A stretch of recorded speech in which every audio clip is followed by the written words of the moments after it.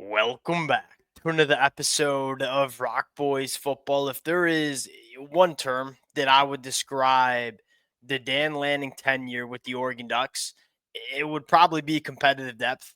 That is exactly what you're going to see with this Oregon Ducks program going into spring practice. Look, I don't know if I could tell you the starting lineup that we're going to see going into 2025, but the amount of competition that you have to go through to become a starter on this Oregon Ducks roster, it's a lot, and it's really talented. This roster, top to bottom, you are starting to see Dan Lanning's work on the high school recruiting trail combined with what they've done in the transfer portal. This is the deepest this Oregon roster has been under Dan Lanning, which makes sense, going into year 4. Last year, you kind of knew who the guys were going to be. This year, there's probably more questions than answers, but there's a lot of potential answers on this roster.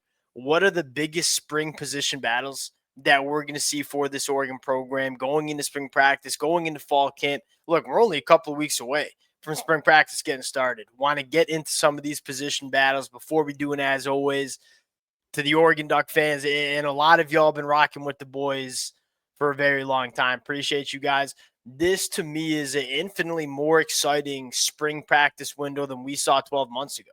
12 months ago, you just kind of knew what this team was going to look like. And the question was, hey, can it be good enough? This year, this team can be good enough, but you're not exactly sure what it's going to look like. And so it's going to be a really fun spring practice to talk about. Appreciate you guys rocking with the boys for the amount of time y'all have. If y'all do enjoy the content, consider subscribing to the channel. Much more importantly, call your shot in the comment section in terms of who do you think wins some of these position battles we are going to see play out. Now, I want to start with the conversation that I think we might be having more than we thought we were going to maybe 2 months ago. That is, what's the quarterback position going to look like? I think the assumption, and y'all know I'm a massive Dante Moore fan. What I find very interesting, and I was having this conversation with my brother yesterday, why hasn't Austin Novosad transferred out? I think there's a part of me that thinks, hey, can Austin Novosad compete for the quarterback one spot going into 2025? Because I think surely he can. I mean, Austin Novosad was a cat that I loved coming out of high school. You haven't really heard a ton about him. Obviously, Bo Nix and then Dylan Gabriel. Dante Moore transfers on over. Dante Moore is the fan favorite name. It's my favorite name as well. I think Dante Moore will be the starter. Do we see a quarterback competition going into fall camp? I don't think that's completely out of the question, because if we know there's one thing about Dan Lanning, you got to earn your spot to play for this Oregon Ducks football team. Dante Moore, no doubt. I think the leader in the clubhouse, was quarterback 2 for Oregon last year. The fact that Austin Novosad is hanging around, and no doubt there were some programs that quietly reached out to him in the winter transfer portal window, it makes me think, what does Austin Novosad look like in spring practice? And then Luke Moga, I don't think starts. Do we have a package for Luke Moga? Because he simply might just be one of the best athletes on this football team, a guy that maybe you want to get involved, wildcat situation, red zone. We'll kind of see how that plays out. But I do think the quarterback position might be a little bit more intriguing than we're giving it credit for. Running back position, I think Mekhi Hughes is going to be the guy. The wide receiver position, to me, by far the most fascinating, probably second most fascinating position group, because you take a look at that Oregon secondary, that's like a 9-way competition we got going there. We're going to talk about that in a little bit.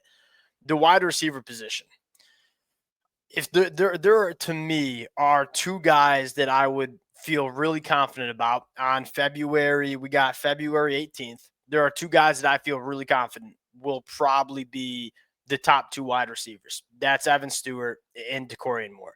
DeCorian Moore is about as talented of a freshman wide receiver that I've seen. I think he's in that stratosphere of the Ryan Williams and the Jeremiah Smith. And then Evan Stewart, we all know what he can be. Probably the wide receiver 1 as we speak right now going into spring. What does the rotation look like? And I use the word rotation because I think you'll see a little bit more of a rotation than we saw last year when Evan Stewart, Tez Johnson, and Trayshawn Holden were healthy. They were the 3 wide receivers that were playing the bulk of the snaps for Oregon. This could be a little bit more of a rotation situation. Jeremiah McClellan is probably the guy that I have my eyes on the most. And then if that's the case, you got Jeremiah McClellan, Evan Stewart, DeCorey Moore, maybe playing slot. You can get really creative with how you want to use these wide receivers. I think DeCorey Moore can pretty much play wherever he wants. Jeremiah McClellan is the guy I'm looking at. Jurion Dickey, we know he has the capability of being that guy. Malik Benson, we all know he has the capability. I mean, this is a guy that goes 6'1", 200 pounds, runs a 10.4 in the 100-meter dash, might be the fastest football player on this Oregon football team at 6'1", 200. Gary Bryant, he's a guy that's done it. We know what he can do. What does the wide receiver rotation look like and who kind of emerges? But if you're Dan Lanning, this is exactly how you want this position group to look, where it's healthy, competitive competition going into 2025. Look, if you want to get into this rotation, if you want to be a guy that is featured in this Oregon offense, you got to beat out some damn good football players in order to do so. Tight end position, Kenny Sadiq. I wonder how much 12 personnel you're going to see, because I look at it and say last year there was a lot more 12 personnel because you had Terrence Ferguson, you had Kenny Sadiq, two guys that you wanted on the football field. It's not a shot at Jamari Johnson. I look at it and say you maybe want to go to maybe some more wide receivers on the football field in 2025. We'll see how that plays out. But Kenny Sadiq, I think he's probably the best tight end in my opinion going into 2025. Offensive line, not too many position battles here. I feel like you get a good sense of what your starting five is going to be. I think the only position battle that you're looking at is right guard. Dave Luley, Matthew Bedford. We'll kind of see what it looks like there.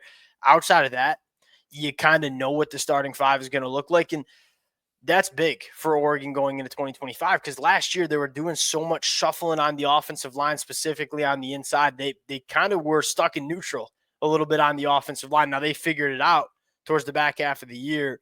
You probably want to see them be a little bit more comfortable with their starting five going into 2025. And quite frankly, I think the picture is pretty dang clear. On the defensive side of the football, I think you have some intriguing ones. Now, on the defensive line, this is probably what your starting four looks like on the defensive front with Mateo and Tatum and then Amari and Bear on the inside. You have so many wild cards.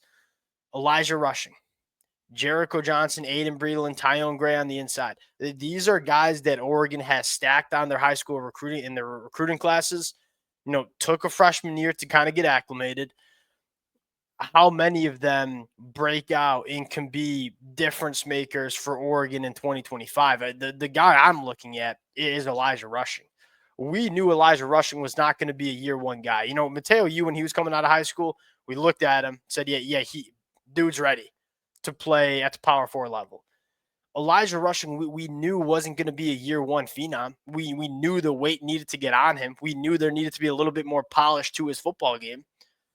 Going into year two, he's that guy that I look at and say, we could be talking about a guy that goes for 8+ sacks in 2025, legitimate pass rush specialist. And I think Oregon's probably going to want that. I mean, you'd look at how you want to beat a team like Texas or Ohio State in the college football playoffs. You want elite pass rushers that can be disruptive. And I think Elijah Rushing can be that guy. He's probably one of the guys that I'm most excited for, to kind of hear what spring practice looks like for him. Linebacker position, I'm looking at Braden Platt. Bryce Betcher, Devin Jackson, both returning, played a lot of football in 2024. They're probably going to be your starters. We forget how much of a freaky dude Braden Platt was coming out of high school, because Devin Jackson's equally kind of a freak. And Bryce Betcher is too, with the two-sport background he has. I mean, Braden Platt, 6'2", 235, 11-second 100-meter dash, big-time throwing numbers. He was like Captain America coming out of high school. And I think the reason we didn't see him a ton in 2024 as a true freshman is, one, you had a lot of veteran guys, Bryce Betcher, Jeff Bassa, Devin Jackson. I think also he played a lot of running back in high school. He played off-ball linebacker, but he played a lot of running back too. There's probably a year that he needed to take to kind of get used to this position at the collegiate level. Braden Platt's probably the guy that I'm looking at. I'd be surprised if he wins the starting spot, but we know Oregon wants to rotate these linebackers, and Braden Platt I could see working in to the rotation. The secondary is, I think there's one guaranteed starter, and that's Dylan Tiemann at the safety spot. You look at the nickel, you bring in Jaden Kennedy, certainly could start. I think Roderick Pleasant certainly could start. You probably could move one of these boundary cornerbacks and start him at nickel too. You look at the boundary cornerback spots, I'll name you all the guys that I would not be shocked start for Oregon in 2025.